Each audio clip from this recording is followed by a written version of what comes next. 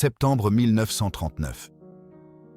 Une mère à Varsovie enveloppe une miche de pain dans le journal d'hier. La une annonce quelque chose à propos de la Pologne, des frontières, de mots comme invasion, qui ne signifient pas encore ce qu'ils finiront par signifier. Elle pose le pain sur la table. Ses enfants dorment encore. Dans 3 ans, elle sera morte. Ses enfants seront morts eux aussi. La table servira de bois de chauffage dans la maison de quelqu'un d'autre. Mais ce matin, dans cette cuisine, la vapeur s'élève encore d'une casserole de café de chicorée et elle croit encore qu'être prudente, être discrète, être utile, pourrait suffire. Ce n'est pas l'histoire que vous croyez connaître. Vous avez vu les films. Vous savez, les camps, les trains, les photos de la libération que l'histoire a transformées en monuments.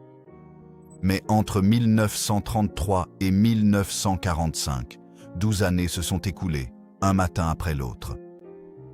12 années de tables de petit déjeuner et de bougies d'anniversaire, d'enfants marchant vers des écoles qui allaient fermer, de voisins qui ont cessé de dire bonjour, de lois qui arrivaient comme des coupures de papier, petites, précises, puis soudainement partout. La question n'était pas de savoir si l'horreur allait arriver. La question, pour des millions de familles juives à travers l'Europe, était comment vivre pendant qu'elle arrivait. À quoi ressemblait réellement la vie d'un juif pendant la Seconde Guerre mondiale? Pas dans les statistiques, pas dans les archives, mais dans les petits appartements et les immeubles surpeuplés, dans les instants entre les gros titres. À quel moment la vie normale a-t-elle cessé de sembler normale? À partir de quand une étoile jaune cousue sur un manteau est-elle devenue simplement une autre étape de l'habillage du matin? Quand l'impossible est-il devenu la routine? C'est l'histoire de ces 12 années. C'est l'histoire de la façon dont les gens ont essayé de s'accrocher à la vie ordinaire, même lorsque celle-ci était systématiquement démantelée autour d'eux. Comment ils fêtèrent les fêtes en se cachant, comment ils enseignaient aux enfants en secret, comment ils enterrèrent des documents dans des bidons de lait, pour que quelqu'un un jour puisse comprendre. L'histoire se souvient de la fin. Mais avant la fin, il y a eu le début, quand il semblait encore possible que les choses n'empirent pas, que cela aussi finirait par passer, que être un bon voisin, un bon citoyen, un bon juif allemand, polonais ou hongrois, pouvait peut-être compter pour quelque chose. Ce n'était pas le cas. Nous étions en 1933, et à Berlin, dans le quartier juif, la vie avait un poids particulier. Pas encore le poids des chaînes, mais celui de l'atmosphère avant l'orage. Dans les boulangeries de la Grenadierstrasse, l'odeur de la challa emplissait encore les vendredis après-midi. Au marché du Schönenviertel, les vendeurs criaient les prix des pommes de terre, du hareng, des rouleaux de tissu. Les enfants fréquentaient encore les écoles du quartier. Les familles se réunissaient encore pour le dîner de Shabbat. Mais quelque chose avait changé dans l'air, dans les silences entre les mots, dans la façon dont les voisins se regardaient, ou ne se regardaient plus. En janvier, un nouveau gouvernement prit le pouvoir. Les journaux célébraient l'événement. Les émissions de radio parlaient de renouveau, d'éveil national, de l'Allemagne se relevant de l'humiliation. Dans les foyers juifs, on écoutait et l'on disait peu de choses. Ils avaient déjà entendu ce genre de discours. Les reproches, les boucs émissaires, les vieilles accusations revêtues d'uniformes neufs. Cela passerait. Ça passait toujours. L'Allemagne était un pays civilisé, un pays de loi, de Kant et de Beethoven, et de professeurs d'université. Cela devait bien compter pour quelque chose. En avril, la première loi fut promulguée. Elle était bureaucratique, presque ennuyeuse dans sa formulation. La loi pour la restauration de la fonction publique professionnelle. Cela signifiait que les enseignants juifs, les juges juifs, les fonctionnaires juifs n'étaient de plus autorisés à travailler pour l'État. Un grand-père qui avait enseigné les mathématiques pendant 30 ans reçut une lettre le remerciant pour ses services. Un juge qui avait présidé des affaires depuis avant la guerre se retrouva escorté hors du tribunal. Juste comme ça. Un formulaire, un tampon, un renvoi poli. Les gens s'adaptèrent. Que pouvaient-ils faire d'autre? Des avocats juifs ouvrirent des cabinets privés. Des médecins juifs soignaient des patients juifs. Une communauté qui avait été tissée dans la vie allemande commença à se replier sur elle-même, devenant plus petite, plus soudée, plus repliée. Pas par choix, mais par nécessité. Dans les rues, d'autres changements prenaient forme. Des membres des SA se tenaient devant les magasins appartenant à des juifs, pas violemment au début, simplement là, présents, tenant des pancartes sur lesquelles on pouvait lire « Allemands, défendez-vous ». N'achetez pas chez les Juifs. Certains Allemands passaient devant eux, gênés, défiants. D'autres cessaient de faire leurs achats dans des magasins qu'ils fréquentaient depuis des années. Une couturière qui avait confectionné des robes pour 3 générations d'une même famille vit ses rendez-vous annulés. Aucune explication, juste le silence. En 1935, les lois de Nuremberg ont officialisé ce qui s'était insidieusement répandu dans la culture. 2 lois, annoncées en septembre lors du rassemblement annuel du parti nazi. La loi sur la citoyenneté du Reich et la loi pour la protection du sang allemand et de l'honneur allemand. Des titres austères pour une réalité dévastatrice. Les Juifs n'étaient plus citoyens. Ils étaient des sujets, des résidents, des personnes sans droit. Le mariage entre Juifs et non-Juifs était interdit. Les relations sexuelles entre Juifs et non-Juifs devenaient un crime appelé souillure de la race. Embaucher une femme allemande de moins de 45 ans dans un foyer juif était illégal. La machine de l'exclusion se construisait pièce par pièce, loi après loi, formulaire après formulaire. Et ce qui est remarquable, ce qui semblerait impossible plus tard, c'est à quel point tout cela paraissait ordinaire sur le moment. Pas ordinaire, comme normal, mais ordinaire, comme inévitable, comme la météo. On ne discute pas avec une tempête. On ferme les fenêtres et on attend que ça passe. Dans les cuisines juives, les mères faisaient encore de la soupe. Les pères allaient encore travailler. Ceux qui avaient encore du travail. Les enfants faisaient encore leurs devoirs. La vie ne s'est pas arrêtée parce que la loi avait changé. La vie s'est adaptée, s'est resserrée, a trouvé de nouvelles formes. Les gens se disaient que ça ne pouvait pas être pire que ça. Ils se disaient qu'il fallait être patient, baisser la tête, attendre. Ils se disaient que l'Allemagne rationnelle, l'Allemagne civilisée, finirait par se ressaisir. Mais dans les synagogues, dans les conversations discrètes après les offices, certains faisaient déjà d'autres calculs. Ils apprenaient des langues, faisaient des demandes de visa, vendaient ce qu'ils pouvaient vendre, emballaient ce qu'ils pouvaient emporter. Une porte restée entr'ouverte pendant des générations était en train de se refermer et ils sentaient le courant d'air. La question n'était plus de savoir s'il fallait partir. La question était de savoir où aller et s'il était encore temps. En 1936, les règles étaient devenues une routine. Un enfant juif à Munich savait qu'il ne devait pas s'asseoir sur les bancs publics réservés aux Aryens. Une famille juive à Francfort savait qu'elle ne devait pas entrer dans certains magasins, certains restaurants, certaines piscines.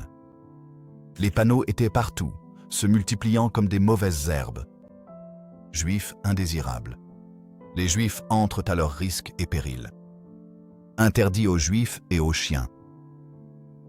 L'humiliation était le but. Pas la violence, pas encore, mais la dégradation. 1000 petites exclusions, chacune conçue pour rappeler aux Juifs allemands qu'ils n'appartenaient pas, n'avaient jamais appartenu, n'appartiendraient jamais. La propagande s'infiltrait partout.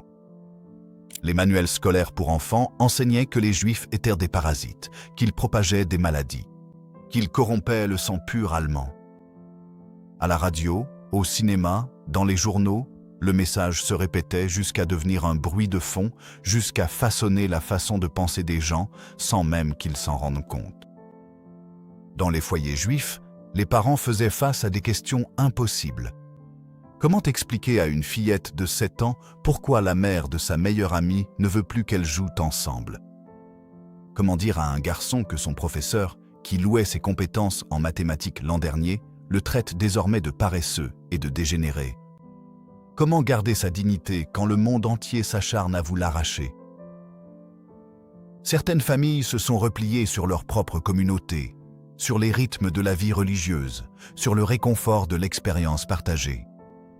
Les synagogues devinrent non seulement des lieux de culte, mais aussi des centres d'entraide, de communauté, de résistance par la persévérance. Des écoles clandestines furent créées pour que les enfants juifs puissent apprendre sans propagande. Des groupes de jeunes organisèrent des randonnées et des camps où, pendant quelques heures, les enfants pouvaient oublier les panneaux, les lois et simplement être des enfants. D'autres tentèrent de partir, mais partir exigeait de l'argent, des contacts, un pays prêt à vous accueillir. Les États-Unis imposèrent des quotas stricts. La Grande-Bretagne en accepta quelques-uns.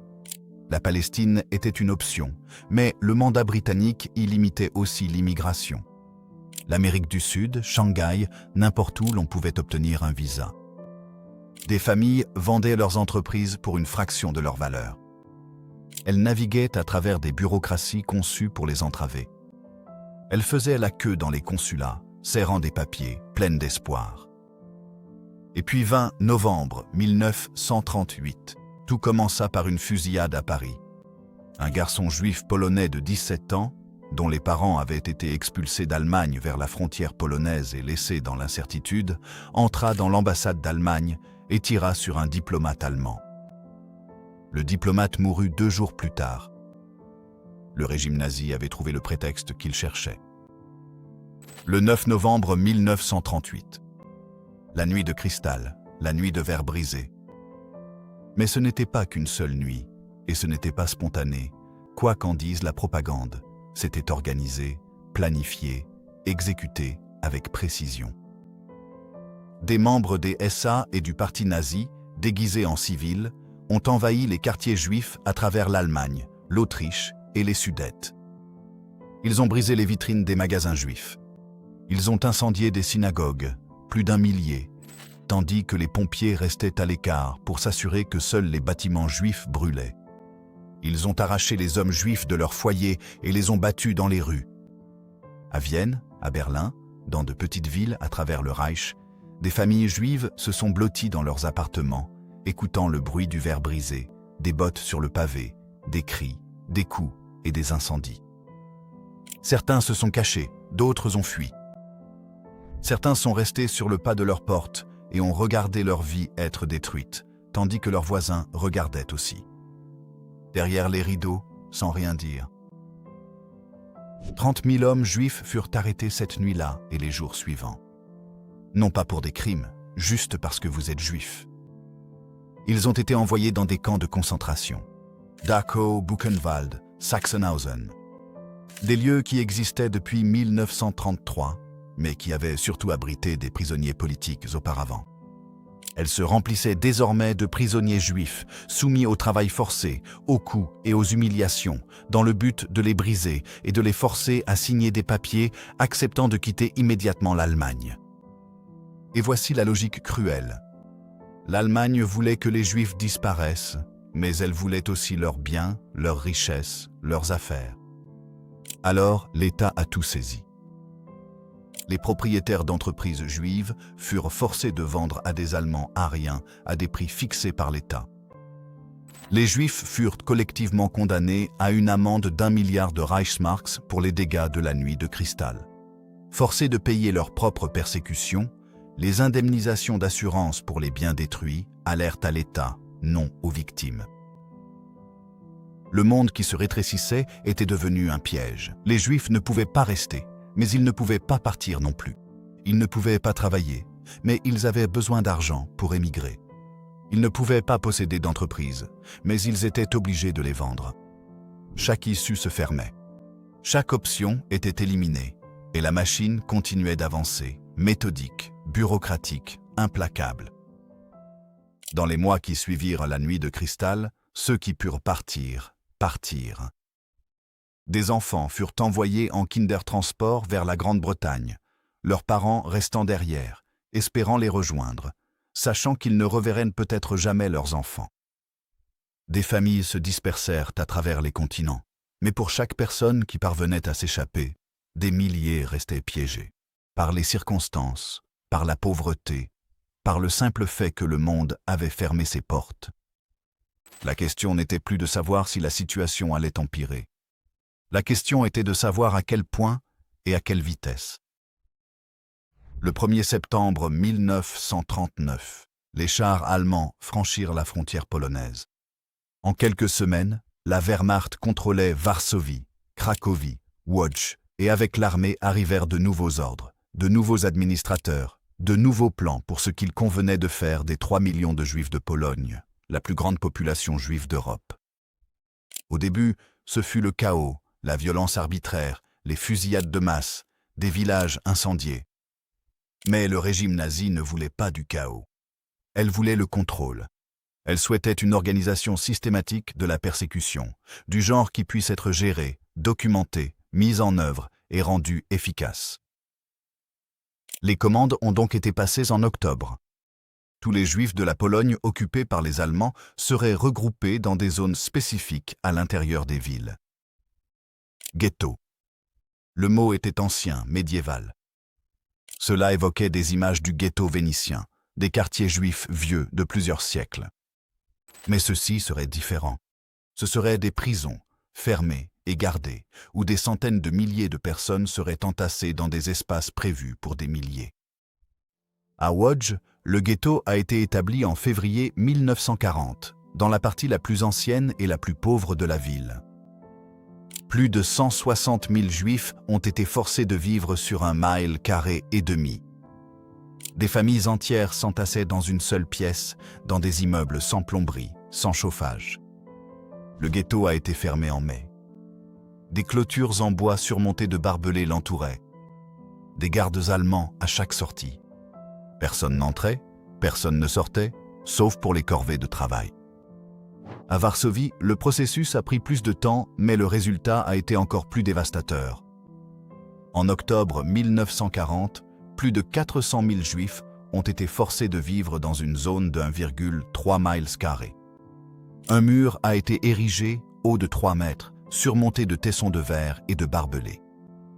Des gardes aux portes, séparés du reste de la ville, invisibles pour la plupart des Polonais, qui pouvaient continuer leur vie en faisant comme si le ghetto n'existait pas. À l'intérieur des murs, la vie s'est réorganisée autour de la survie. La ration alimentaire officielle était de 184 calories par jour. Un niveau de famine. Pour survivre, il fallait faire de la contrebande. Soudoyer, troquer, travailler.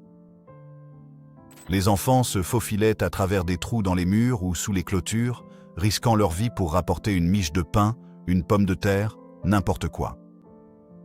Les femmes cousaient des vêtements. Les hommes travaillaient dans des ateliers, produisant des biens pour l'effort de guerre allemand. Les conseils juifs, nommés par les nazis, tentaient de gérer l'impossible, distribuer une nourriture insuffisante, maintenir l'ordre. Négociant avec les autorités, qui les considéraient comme des administrateurs temporaires d'une population vouée à l'élimination. La cruauté se trouvait dans les détails. Des familles qui vivaient autrefois dans des appartements confortables étaient forcées de s'entasser dans des pièces sans fenêtres. Des avocats, des médecins, des enseignants se retrouvaient à mendier des restes. Le typhus se propageait dans les quartiers surpeuplés. Des corps apparaissaient dans les rues chaque matin, des personnes mortes de froid ou de faim pendant la nuit. Des charrettes de ramassage passaient à l'aube pour les recueillir, et pourtant, à l'intérieur des murs, la vie persistait. Non pas parce que quelqu'un était naïf quant à leur situation, mais parce qu'être humain signifiait plus que simplement survivre. Cela signifiait fêter l'anniversaire d'un enfant avec un gâteau fait de sciure de bois et de sucre mis de côté. Cela signifiait organiser des concerts, des représentations théâtrales dans des sous-sols. Cela signifiait des écoles clandestines, où les enfants apprenaient l'histoire, et les mathématiques et l'hébreu, se préparant à des avenirs qui ne viendraient jamais. Dans le ghetto de Varsovie, un homme nommé Emanuel Ringelblum a lancé un projet. Il l'a appelé Oneg Shabbat, la joie du Shabbat.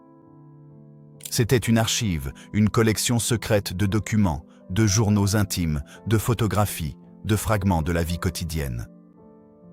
Ringelblum avait compris quelque chose que les nazis ne voulaient pas que l'on comprenne, que tout cela était fait délibérément. de façon systématique et que si personne ne le documentait, les coupables effaceraient les preuves et nieraient que cela ait jamais eu lieu. Alors lui et des dizaines de collaborateurs ont tout collecté. Des cartes de rationnement, des dessins d'enfants, des témoignages, des rapports sur les maladies, la famine, les mécanismes du ghetto. Ils ont enterré les documents dans des bidons de lait et des boîtes en métal, cachés sous des bâtiments, attendant que quelqu'un, un jour, les découvre et témoigne. Pendant ce temps, dans le reste de l'Europe occupée, le schéma se répétait.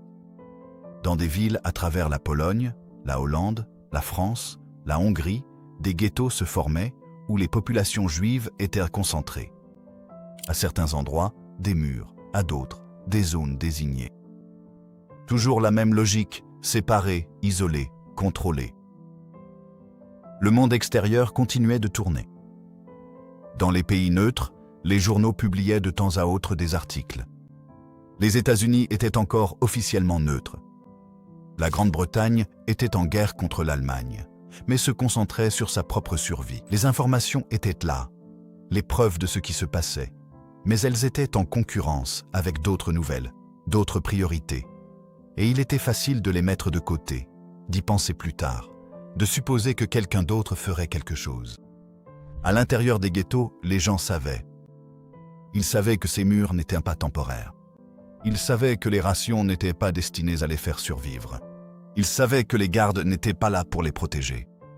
La question qui hantait les pièces surpeuplées était à la fois simple et impossible. Combien de temps cela pouvait-il durer? Ils ne savaient pas encore que les murs n'étaient que le début, que ce qui allait suivre ferait paraître les ghettos presque cléments. Par comparaison, juin 1941, l'Allemagne a envahi l'Union soviétique. Opération Barbarossa. 3 millions de soldats allemands ont avancé vers l'Est, et derrière eux venaient des unités avec une mission différente. On les appelait les Einsatzgruppen, des commandos mobiles de tuerie, et leurs ordres étaient explicites. Éliminer les Juifs, les responsables communistes, toute personne considérée comme ennemie du Reich. Ils traversaient les villages d'Ukraine, de Biélorussie, des États baltes. Ils rassemblaient les populations juives, les emmenaient vers des ravins, des forêts, aux abords des villes. Ils les forçaient à creuser des fosses. Puis, ils les exécutaient par balles.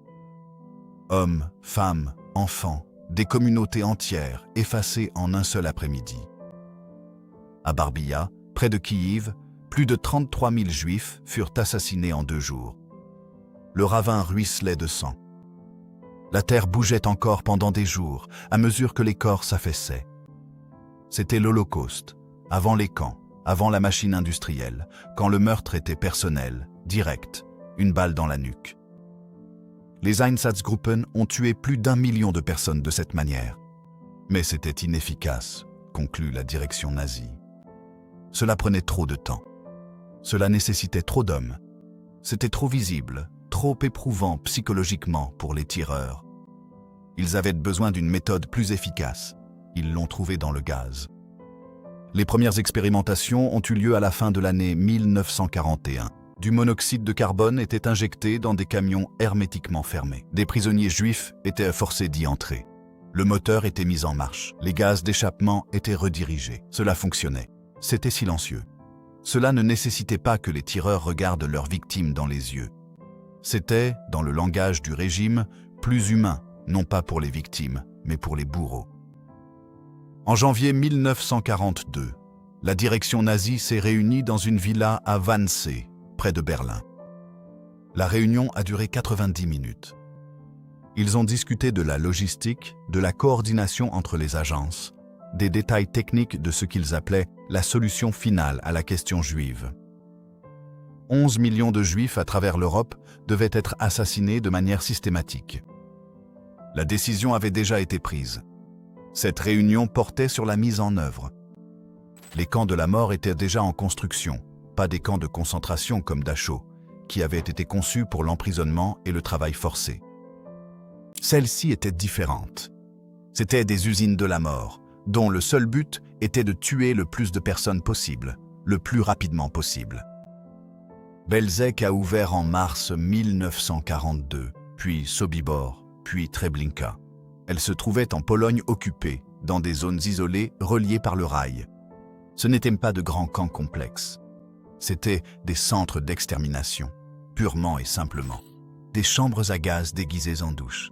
Un petit personnel composé de SS allemands et de gardes ukrainiens. Quelques dizaines de prisonniers juifs maintenus en vie temporairement pour trier les effets personnels, brûler les corps, faire fonctionner la machine. Le processus a été perfectionné jusqu'à une efficacité brutale. Les trains arrivaient, parfois quotidiennement, remplis de juifs venant des ghettos de toute la Pologne. Les portes s'ouvraient. Les gardes hurlaient des ordres. Les gens étaient séparés, ceux aptes au travail d'un côté, tous les autres étaient dirigés vers les douches. On leur disait qu'ils allaient être désinfectés. On leur donnait du savon, on leur disait de se souvenir de l'endroit où ils avaient accroché leurs vêtements. Puis ils étaient enfermés à l'intérieur et les pastilles de Zyklon B étaient déversées. Cela prenait 15 minutes, plus longtemps si les chambres étaient trop bondées pour que le gaz puisse circuler. Les corps étaient retirés, fouillés à la recherche de dents en or, d'alliances, de tout objet de valeur. Ils étaient d'abord brûlés dans des fosses à ciel ouvert, puis plus tard dans des crématoires spécialement construits. Les effets personnels, des valises pleines de vêtements, des photos de famille, des jouets d'enfants étaient triés, catalogués, expédiés en Allemagne pour être réutilisés. À Auschwitz-Birkenau, le plus grand des camps, le système était encore plus élaboré. C'était à la fois un camp de travail et un camp d'extermination. Les trains arrivaient sur un quai construit spécialement à cet effet. Un processus de sélection. Ceux qui semblaient assez forts pour travailler étaient envoyés au camp de travail.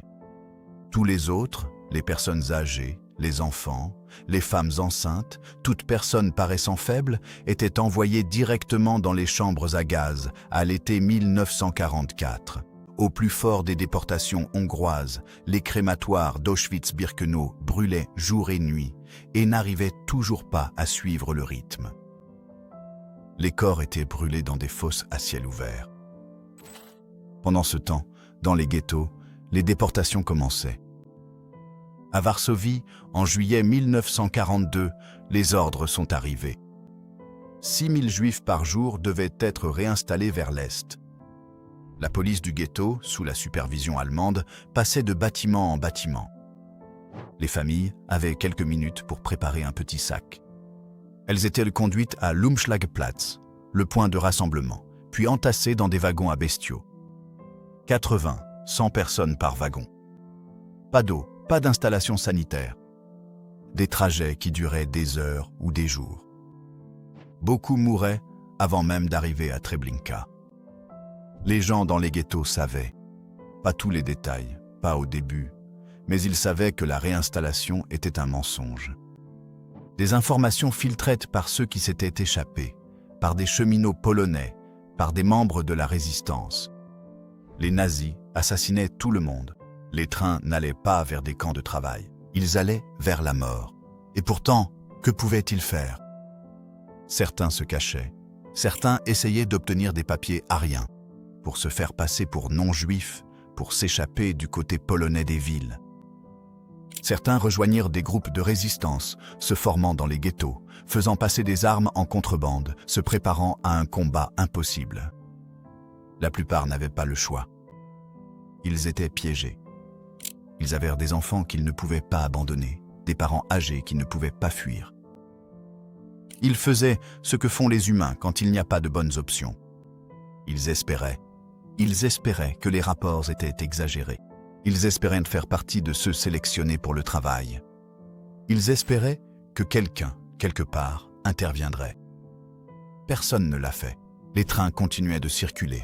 Les camps continuaient de fonctionner.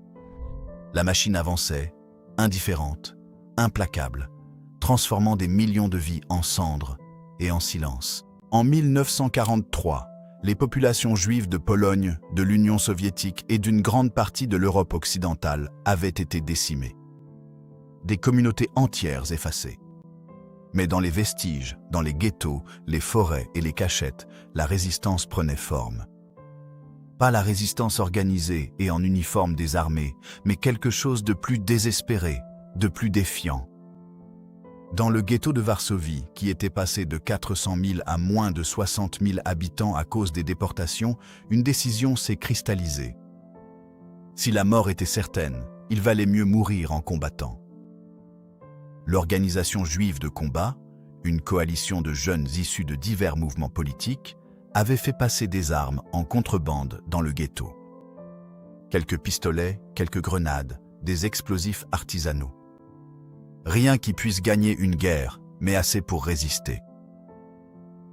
Le 19 avril 1943, les nazis sont entrés dans le ghetto pour le liquider entièrement, afin de déporter les derniers juifs à Treblinka.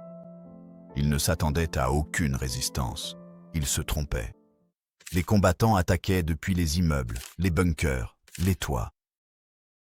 Les Allemands ont battu en retraite. Choqués? Pour la première fois, la résistance juive avait forcé les forces allemandes à se replier. Cela a duré 4 semaines. La guerre a vu le soulèvement du ghetto. Les nazis ont fait venir de l'artillerie, des chars, des lance-flammes. Ils ont incendié le ghetto, bâtiment par bâtiment, bloc par bloc. Les combattants tenaient dans les bunkers, sortant la nuit pour frapper, puis disparaissant dans les ruines. Mais l'issue n'a jamais fait de doute. Le 16e mai, le ghetto n'était plus qu'un tas de ruines. La plupart des combattants étaient morts. Les rares survivants se sont échappés par les égouts ou ont été capturés et envoyés dans des camps. Le soulèvement n'a pas sauvé de vie. Il n'a pas changé l'issue. Mais il a compté. Il a compté parce qu'il a prouvé que les Juifs n'étaient pas des victimes passives, qu'ils pouvaient se battre, qu'ils se sont battus, lorsqu'on leur en donnait la moindre chance. Et la nouvelle s'est répandue, inspirant la résistance dans d'autres ghettos, dans d'autres camps. À Sobibor, en octobre 1943, des prisonniers juifs ont organisé un soulèvement. Ils ont tué plusieurs gardes SS, coupé les lignes téléphoniques et se sont précipités vers les clôtures. Environ 300 se sont échappés dans les forêts environnantes. La moitié ont été capturés et tués. Les autres ont survécu en rejoignant des groupes de partisans ou en se cachant jusqu'à la libération. Sobibor a été fermé après le soulèvement. Les nazis l'ont démoli. Des arbres plantés ont tenté d'effacer les traces. À Treblinka, en août 1943, un autre soulèvement a eu lieu. Les prisonniers ont incendié des bâtiments, tué des gardes, franchi les clôtures. La plupart ont été abattus en tentant de s'échapper ou traqués par la suite, mais quelques dizaines ont survécu pour témoigner. Dans les forêts d'Europe de l'Est, des partisans juifs ont formé des groupes de guérilla. Ils sabotaient les voies ferrées, attaquaient les patrouilles allemandes, aidaient d'autres juifs à se cacher. Ils vivaient dans des camps de fortune, toujours en mouvement, constamment traqués. Les frères Bielski, en Biélorussie, ont abrité plus d'1 millier de juifs dans la forêt, la plus grande opération de sauvetage menée par des juifs pendant la guerre. Ils ont prouvé que survivre pouvait être une forme de résistance. Mais pour chaque histoire de résistance, il y avait des milliers d'histoires de personnes sans aucune chance de se battre, sans armes, sans option. Les déportations se poursuivaient. La Hongrie, qui avait été une alliée de l'Axe et avait en grande partie protégé sa population juive jusqu'en 1944, fut occupée par l'Allemagne en mars de cette année-là. En quelques semaines, les déportations commencèrent. Plus de 400 000 juifs hongrois furent envoyés à Auschwitz entre mai et juillet 1944. Les chambres à gaz et les crématoires fonctionnaient à plein régime. Quand ils ne pouvaient plus suivre, les corps étaient brûlés dans des fosses à ciel ouvert. Dans des cachettes à travers l'Europe, des familles juives vivaient dans des greniers, des caves, des pièces secrètes derrière des murs. Anne Frank et sa famille à Amsterdam. Les Bilecki, protégeant la famille Kowalski après Michel. Des milliers d'histoires individuelles de personnes qui dépendaient du courage et de la décence de voisins non juifs. Certains de ces voisins ont tout risqué pour aider, d'autres les ont dénoncés pour de l'argent, par peur ou par idéologie. La vie cachée était insupportable à sa manière. Le silence était obligatoire. Les enfants ne pouvaient pas pleurer, pas jouer, pas sortir. Des mois, des années passées dans une seule pièce, à chuchoter, à attendre. Dépendant des autres pour la nourriture, pour les informations, pour la sécurité. Sachant qu'un seul bruit, une seule erreur, pouvait signifier la mort pour tous. Certains ont survécu ainsi jusqu'à la libération. Beaucoup ne l'ont pas fait. Un voisin m'a informé. Une cachette a été découverte. La fin était toujours la même. Déportation. Quand? La mort. Fin 1944, le régime nazi savait qu'il était en train de perdre la guerre. Les soviétiques avancèrent depuis l'Est. Les Alliés avaient débarqué en France. L'Allemagne était bombardée, ses villes en flammes. Mais le massacre des Juifs a continué. Même lorsque les ressources étaient désespérément nécessaires à l'effort de guerre, des trains étaient détournés pour transporter les Juifs vers les camps. Des gardes étaient maintenus dans les camps de la mort au lieu d'être envoyés au front. La machine génocidaire a fonctionné jusqu'au bout, priorisée même sur la nécessité militaire. Janvier 1945, l'armée rouge approchait d'Auschwitz. La SS a commencé à évacuer le camp, essayant de dissimuler les preuves et de déplacer les prisonniers plus profondément en Allemagne avant l'arrivée des Soviétiques. Plus de 60 000 prisonniers ont été forcés de partir en marche de la mort. Ils marchaient dans la neige, vêtus d'uniformes rayés et de sabots en bois, sans nourriture ni eau suffisante. Ceux qui ne pouvaient pas suivre étaient abattus. Des milliers sont morts sur les routes. Le 27 janvier, les soldats soviétiques sont entrés dans Auschwitz. Ils ont trouvé environ 7000 prisonniers laissés sur place, trop malades ou trop faibles pour marcher. Ils ont découvert des entrepôts remplis d'effets personnels. Plus de 800 000 robes de femmes, des montagnes de chaussures, des cheveux humains rasés sur les cadavres et empaquetés pour l'expédition. Ils ont trouvé les chambres à gaz, les crématoires, les preuves d'un meurtre industriel.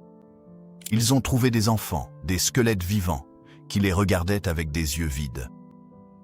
Partout en Allemagne et en Pologne, à mesure que les forces alliées avançaient, elles libéraient camp après camp. Bergen-Belsen en avril, où les soldats britanniques ont trouvé des dizaines de milliers de cadavres non enterrés et de survivants. Tellement émaciés, ils avaient à peine l'air humain. Dachau, Buchenwald, Mauthausen. Chaque libération révélait la même horreur, les mêmes amas de corps, les mêmes survivants, à peine vivants, dont beaucoup mouraient, même après la libération car leur corps ne pouvait plus digérer. Le monde a vu les photographies, les films. Les généraux ont veillé à ce que les preuves soient consignées car ils savaient à quel point cela paraîtrait incroyable. Eisenhower a ordonné aux civils allemands des villes voisines de visiter les camps pour voir ce qui avait été fait en leur nom. Certains ont pleuré, d'autres ont affirmé qu'ils ne savaient pas. Certains se sont détournés, incapables ou refusant de regarder. Pour les survivants, la libération ne signifiait pas la liberté, pas vraiment. Cela signifiait que les morts cessaient, mais cela ne voulait pas dire que la vie redevenait normale. Il n'y avait plus de normalité à retrouver. Les familles avaient disparu, des communautés ont été anéanties. Les survivants erraient dans les camps de personnes déplacées, à la recherche de proches, ne trouvant le plus souvent que des absences. Ils ont affiché des avis. Quelqu'un sait-il ce qui est arrivé à... Avez-vous vu? Je cherche. Certains ont cherché pendant des mois, voire des années. Ils ont trouvé des frères et sœurs, des cousins parfois. Le plus souvent, ils trouvaient des archives, des documents confirmant ce qu'ils savaient déjà. Mère. Auschwitz, 1943. Père, abattu, 1942. Enfant, Treblinka. Un arbre généalogique complet réduit aux dates et lieux de décès. Il était impossible d'en saisir l'ampleur. 6 millions de Juifs assassinés. Les 2/3 des Juifs européens. 9 Juifs polonais sur 10. 3 millions de Juifs soviétiques. Des cultures, des langues, des traditions entières effacées. Les communautés yiddishophones d'Europe de l'Est, qui existaient depuis des siècles, ont disparu. La vie juive si vibrante de villes comme Varsovie, Vilnius, Prague, Łódź, anéantie. Et c'était systématique. Ce n'était pas le chaos, ni une violence spontanée, mais de la bureaucratie, des formulaires, des listes et des horaires de train. Des scientifiques calculaient les méthodes les plus efficaces pour tuer. Des ingénieurs concevaient des chambres à gaz. Des comptables suivaient la valeur des biens volés. Des gens ordinaires, des employés de bureau, des cheminots, des policiers, participaient au meurtre sans jamais se considérer comme des meurtriers. Ils ne faisaient que suivre les ordres, faire leur travail, remplir la paperasse. C'est cela qui le rendait unique, qui le distinguait des autres atrocités. L'efficacité industrialisée, la banalité bureaucratique, la transformation du meurtre en un système, un processus. Quelque chose qui pouvait être géré, optimisé, mis à l'échelle. Dans les années qui suivirent, les survivants tentèrent de se reconstruire. Certains sont partis en Israël, aidant à bâtir un nouvel État. D'autres sont allés en Amérique, en Grande-Bretagne, ou là où on voulait bien les accueillir.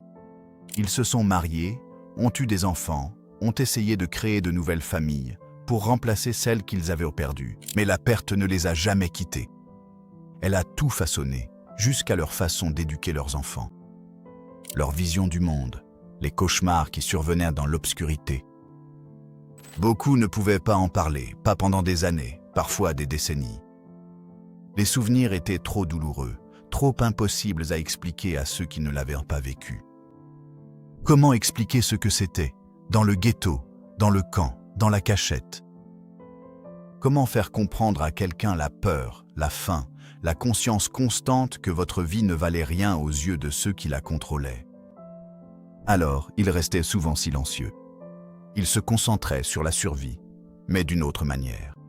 Sur la construction de nouvelles vies, sur le fait de ne pas regarder en arrière. Jusqu'à plus tard, quand les survivants ont commencé à parler, à témoigner, à écrire des mémoires, à donner des interviews. Parce qu'ils ont compris que si eux ne le faisaient pas, si le silence persistait, le monde pourrait oublier. Ou, pire encore, pourrait prétendre que cela n'a jamais eu lieu. Les horloges des ghettos se sont arrêtées de tourner il y a bien longtemps. Les cuisines se sont refroidies. Les enfants, qui auraient dû vieillir, ne l'ont jamais fait. Mais les preuves subsistent dans les archives, dans les témoignages, dans les bidons de lait enterrés sous Varsovie, qui ont été retrouvés en 1946 et 1950, préservant la vérité qu'Emmanuel Ringelblum et ses collaborateurs ont tout risqué pour documenter. C'était la vie réelle des Juifs pendant la Seconde Guerre mondiale, pas la version édulcorée, pas les statistiques abstraites, mais l'expérience vécue sur 12 ans, qui a commencé par l'exclusion et s'est terminée en cendres. C'étaient des mères essayant de nourrir leurs enfants avec 184 calories par jour. C'étaient des pères faisant passer de la nourriture à travers les murs du ghetto au risque d'être exécutés. C'étaient des résistants, avec seulement 3 balles, décidant que la dignité comptait plus que la survie. C'étaient des familles déchirées sur les quais de gare, ne se revoyant jamais. C'étaient des personnes essayant de rester humaines dans un système conçu pour effacer leur humanité. Et, de façon remarquable, presque impossible, elles y parvenaient souvent. Elles se mariaient dans les ghettos. Elles éduquaient des enfants en cachette. Elles préservaient la culture et la mémoire, même alors qu'elles étaient assassinées. Elles ont laissé derrière elles des journaux intimes, des dessins et des témoignages pour que nous puissions, aujourd'hui, comprendre. La Shoah n'a pas eu lieu à cause de monstres. Elle a eu lieu à cause de gens ordinaires qui ont choisi l'obéissance plutôt que la conscience, le silence plutôt que l'action, la conformité plutôt que la résistance. Cela s'est produit parce que les gouvernements en ont fait une politique, parce que des industries en ont tiré profit, parce que les voisins ont détourné le regard, parce que le monde a fermé ses portes aux réfugiés et a décidé que ce n'était pas son problème. Et cela est arrivé à des personnes, pas à des chiffres, pas à des victimes abstraites, mais à des individus avec des noms, des visages et des rêves. Des enseignants et des commerçants, des enfants et des grands-parents. Des personnes qui aimaient, se disputaient et riaient, et qui pleuraient et voulaient ce que tout le monde veut. Vivre, être en sécurité, compter. Nous nous souvenons d'eux, non pas parce que l'histoire est facile, mais parce qu'elle est vraie. Nous étudions les détails, non pas pour nous traumatiser, mais pour comprendre de quoi l'être humain est capable, du pire comme du meilleur. Nous préservons les témoignages parce que ceux qui ont survécu voulèrent que nous sachions, avaient besoin que nous sachions, exigeaient que nous sachions. Si cette histoire vous a ému, interpellé, ou vous a aidé à voir la Seconde Guerre mondiale différemment, ce serait un honneur de vous compter parmi notre communauté grandissante. S'abonner n'est pas qu'un simple clic. C'est une façon de soutenir des histoires puissantes, des voix oubliées et davantage de vérité du passé. Alors si vous pensez que ces histoires comptent, cliquez sur le bouton d'abonnement et continuons à construire ce voyage ensemble. Et n'oubliez pas de laisser un commentaire. Nous lisons chacun d'entre eux et adorons découvrir vos réflexions. À la prochaine. Continuez d'explorer l'histoire avec Épicouard. Continuez de poser des questions. Continuez de chercher la vérité.